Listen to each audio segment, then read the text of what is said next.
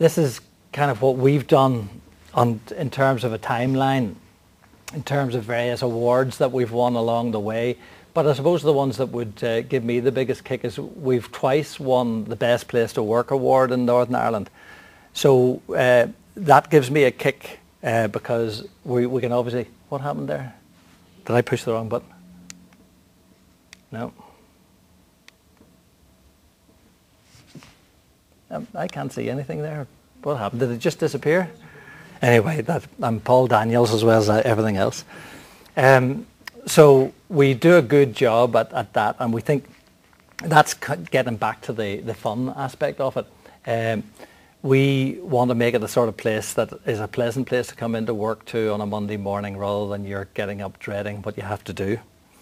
I suppose pertaining to this particular conference, there's a few questions that I wanted to, I think we more or less covered all of those things. One of the things that we wanted to do was to continue to collaborate and cooperate with FE particularly, probably more so than HE. And we've done that with a number of the colleges, probably mostly with Belfast Metropolitan College, but we also have an engagement with the Southeastern Regional College, referred to as CERC, and also with the Northwest College up in Derry, Londonderry. Now, how have we done that? We've done it through the Bridge to Employment scheme in the old days. And in fact, if we go back 10 or 11 years, we had two effectively lecturers into industry that came more or less permanently and worked for us. That proved to be very successful because they were getting to understand our business and we were getting to understand how FE worked and how maybe we could engage with FE. I think that whole relationship has matured over the years, and I suppose the best thing I could say about FE and our relationship with the colleges now is it's much more like a business relationship.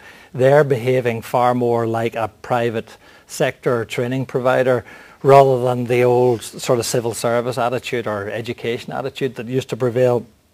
And it's noticeable in a number of ways. You know, it used to be that you didn't phone the college during July and August because that was holiday time. Well, I'm glad to say that they work July and August now. They work to 5 o'clock in the afternoon, so you can phone them at that time of the afternoon. They're much more aligned to business requirements and tuned into what the business requirements are. So those are things that I think we've been very successful in doing. And dare I get a dig in, but they're much more aligned to private sector costs now because at one stage their charges had got a bit out of kilter. And we had to kind of rein them in or rein their expectation in terms of what they could expect in terms of charging us. But where are we now as far as that's concerned? We're engaging with all of the colleges, or with the 3 colleges that I mentioned now, on new leading edge technologies. One of the things that we're very keen to get engaged with now is mobile applications, for example. Now this is very sharp end stuff as far as the IT industry is concerned. So on the one hand, we've done mainframe. And if I flick actually to the next slide, you'll see there's a couple of our mainframe trainers there in the shape of Jerry and David. And they come from Belfast Metropolitan College. But what we did in the case of Jerry and David is they came in to learn mainframe technologies. We trained the trainers effectively. But we've now got it to the stage that we're relying on them now almost entirely in terms of our mainframe training expertise. So the whole thing has turned turtle. We get our mainframe training expertise from Belfast Metropolitan College, and it's a win-win formula as far as we're concerned because they improve as every course they do.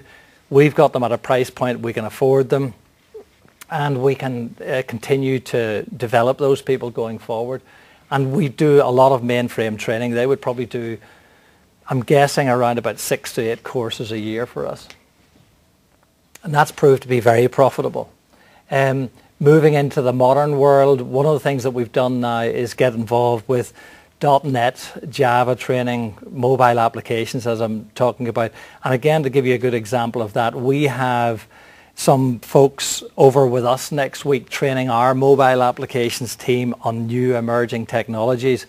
And what we're doing is we're getting some of the Belfast Metropolitan College people to come along on those courses so that they can see into the pipeline in terms of the things that we're doing. I'm trying to remember the name of the technology now. I did write it down, maybe have it on this page here, but it's don't have it here. Sorry, I thought I'd made a note of it, but it's a good example of how we're maintaining that relationship and continuing to collaborate as far as that's concerned. So that's very valuable as far as we're concerned. How's the relationship evolving? It's evolving on that basis that we do feed off one another. I think we're getting them the business experience. Some of the lecturers come in and sit with our teams to discover how they're doing things and how they should put different emphasis on certain parts of the course. And that's proved again to be very valuable as far as we're concerned. If we were to ask the question about how is FE becoming more like a private provider, as I've mentioned, I mentioned about the hours and the times that they're working and things like that, but I think they're now prepared to get in and understand what our business plans are, how they can feed into those business plans, where the gaps are in terms of our learning, and then try and say, right, these are emerging technologies we need to get involved in.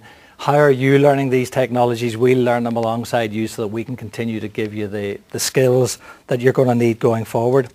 So those are currently very valuable things as far as we're concerned. And we're now at the stage where in a lot of cases we don't go to any other providers, private sector providers.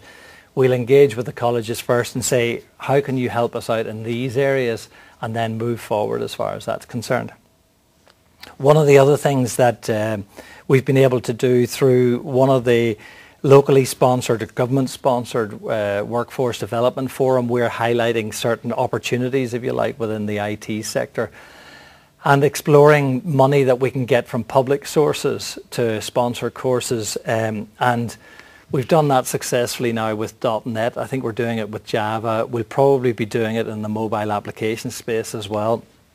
So it's good from the infrastructural point of view, for Northern Ireland's point of view, that we're building up those skills, because I've always been of the opinion that if you stack the shelves high with the skills, the foreign direct investment's going to follow that. So it's a good idea from Northern Ireland's perspective to do that.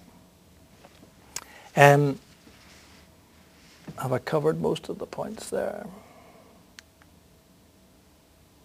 I suppose these are a lot of the things that I suppose I covered in what I was talking about there. We're very much customer driven, so it's whatever skills are coming down the pipe, we'll put those on the radar screen, see how we can work with the colleges. We need to be as innovative and as creative as we possibly can in terms of how we deliver these courses, and some of the things that we like about the way colleges are working with us. And that is, you can go back, sometimes the lectures are recorded and things like that. You can go back to the lectures if you need to emphasize certain points. So the multimedia ways that the courses are delivered is something that we would certainly commend. We're also getting more into the problem solving things, so that the lecturers get an appreciation of the things that we're dealing with on a day-to-day basis, come in, get their sleeves rolled up, understand what our pressure points are, and then try and devise courses that address those particular points. And then obviously if there's any personal development skills that we can brush up, that would be another aspect of it as well. Talked about all the awards that we've won along the way. Certainly one of the things that we would be pushing, as we're a growing and a training organisation as well as everything else, you can judge by the number of people that we take in through the doors every year that we have a continuous learning requirement. Our relationship with the colleges has been very profitable. We don't see any reason to change from that in the future. I'm guessing I've kind of run out of gas a little bit, but maybe if we can make this conversation a bit more interactive, I'd be happy to take any questions if anybody had any questions.